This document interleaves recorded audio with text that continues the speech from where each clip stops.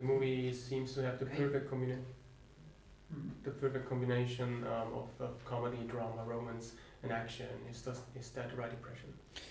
For sure, and I think that those were all the things that I reacted to when I read the script the first time, so I'm glad that's how you felt when you saw the material. It's an original idea, which I think is so strong, and it just has incredible opportunities for visual effects, humor, a thriller component, big action adventure, with an incredible relationship at the center of the movie, with incredible chemistry between Jennifer Lawrence and Chris Pratt. So if Jim and Aurora wouldn't be awake, it would be a pretty hopeless scenario for the others. It would probably be a pretty boring movie if we just had the whole movie was just an empty spaceship with everybody asleep. Yes, so luckily for us, maybe not luckily for our characters, but luckily for us, the two of them wake up 30 years into a 120-year journey.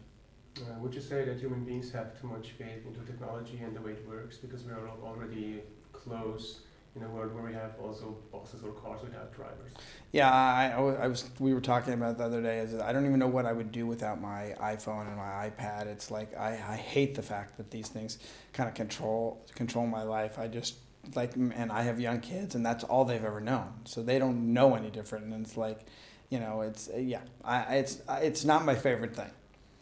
So if you would be Jim, and if you would be the person who wakes up, would you be, desperate because you need to have a conversation, or would you be like, oh, finally some time alone? No, I think maybe for the first couple of days it'd be pretty exciting to be on the ship by myself and it's an amazing ship with everything you could ever want to do on the ship, and boy, it'd be fun to be able to go do all these things and not have to wait in lines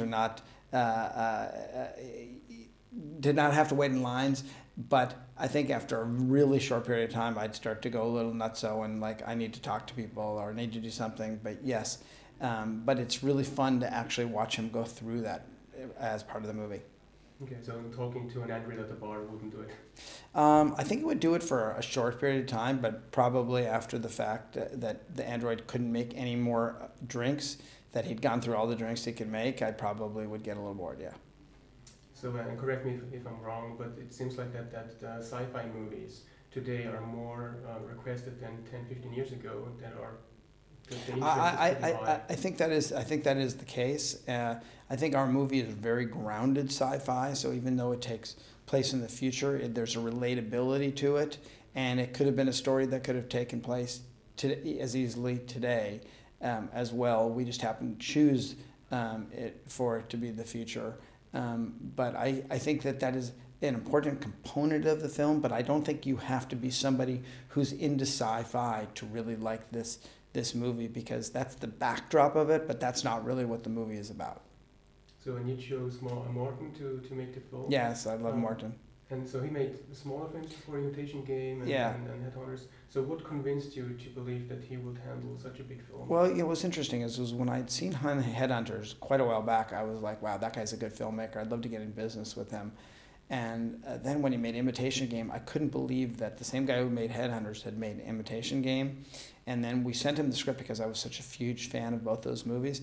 And he came in, and what he talked about was not the technology and all that stuff. What he talked about was the emotional story of this movie. And it was like, God, that's so obvious, but why are we not all talking about that? And it was the human side of the movie that he talked about, the humor part of the story.